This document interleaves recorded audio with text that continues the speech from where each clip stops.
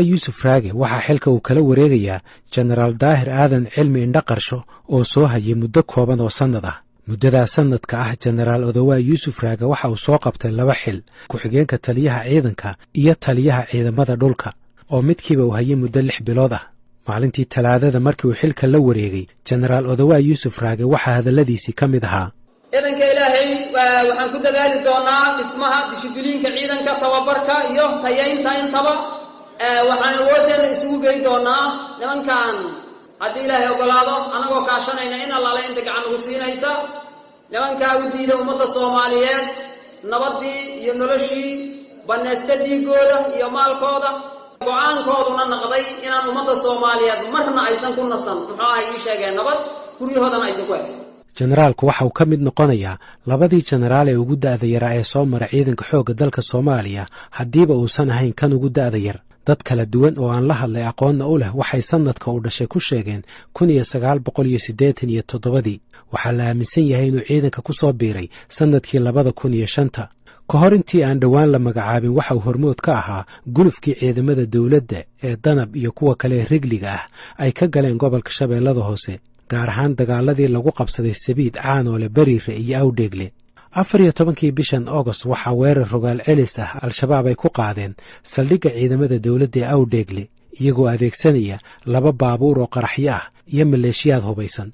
xilliga la soo weeraray oo barqa ahayd waxaa saldhigga ku sugnaa Generaal Odawaa Yuusuf Raage oo xilligaasi ahaa taliyaha ciidamada dhulka.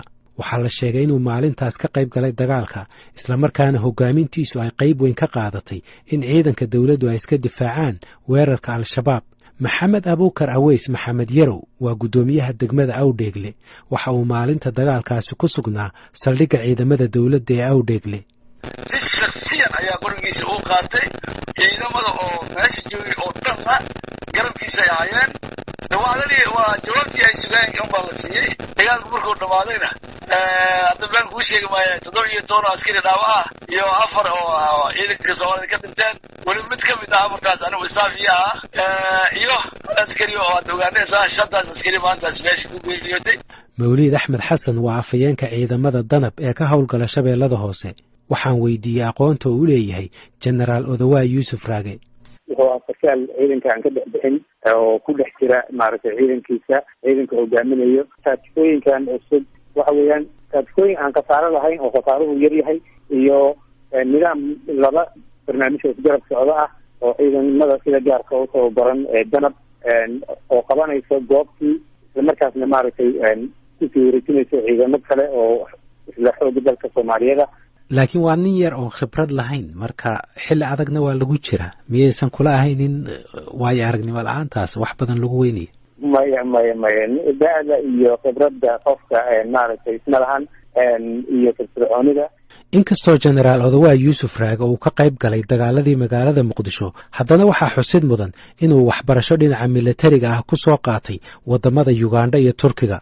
sanadkii 2007 ayaa dawladdii Cabdulaahi Yuusuf Axmed waxa u dirtay dalka Uganda, isagoo galay kulliyadda ciidamada Kawawete ee bartamaha waddanka Uganda, halkaasi oo uu ku qaatay tababar asaasi ah iyo sida loo ilaaliyo madaxda. sanadkii ku xigayna waxa uu ka mid ahaa 12 sargaal oo dib loogu celiyay dalka Uganda si ay u galaan dugsiga tababarka ee Bihanda Military Academy oo ku taala galbeedka Uganda.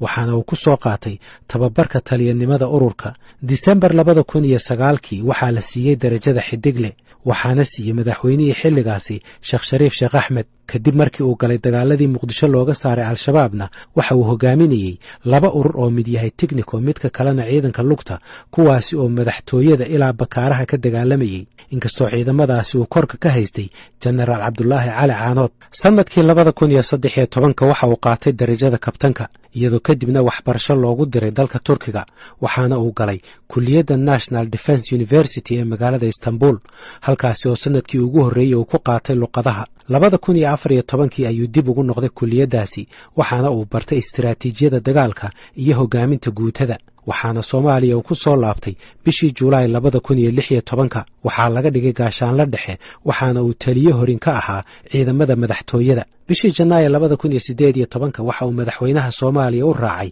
safarkii uu ku mariyay Puntland iyo gobolada dhexe ee Soomaaliya bishii Maarso 2018 waxaa dhacay khilaafkii u dhaxeeyay gudoomiyihii baarlamaanka xilligaasi Maxamed Cusmaan Jawaari iyo dawladda federaalka khilaafkaasi oo ugu dambeyn keenay in xilka laga qaado taliyihii ciidamada madaxtooyada Korneel Axmed Maxamed Afcaday waxaana lagu bedelay ku-xigeenkiisii gaashaanle dhexe Odawaay Yuusuf Raage bishii August 2018 waxaa loo magacaabay taliye ku-xigeenka ciidanka xoogga dalka Soomaaliya waxaana laga dhigay taliye guuto bishii Maarso ee sanadkan ayaa mar kale laga bedelay xilkaasi waxaana laga dhigay taliyaha ciidamada dhulka ugu dambeynna 22kii bishan ayaa Generaal Odawaay Yuusuf Raage waxaa loo magacaabay taliyaha ciidamada xoogga dalka Soomaaliya taliyaha uu xilka kala wareegay Generaal Daahir Aadan Cilmi Indhaqarsho ayaa ii sheegay inuu rajaynayo in Generaal Odawaay Yuusuf Raage uu helo waqti uu ku dhiso ciidanka madaxweynaha iyo prime ministerkii wasiirka shaqada waan kula talinayo Odawaay Yuusuf Raage hal si time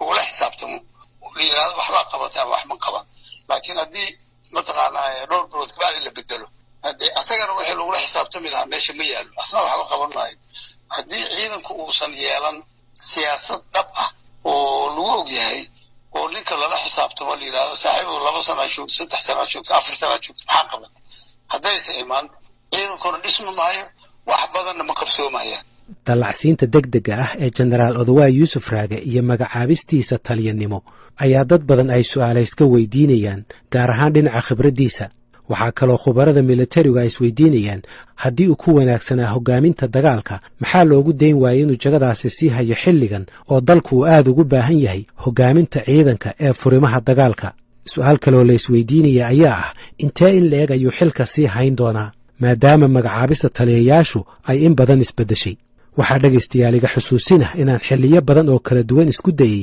inaan waraysto Generaal Odawaay Yuusuf Raage balse kama uusan soo jawaabin telefoonnada iyo codsiyadii qoraalka ahaa ee aan u diray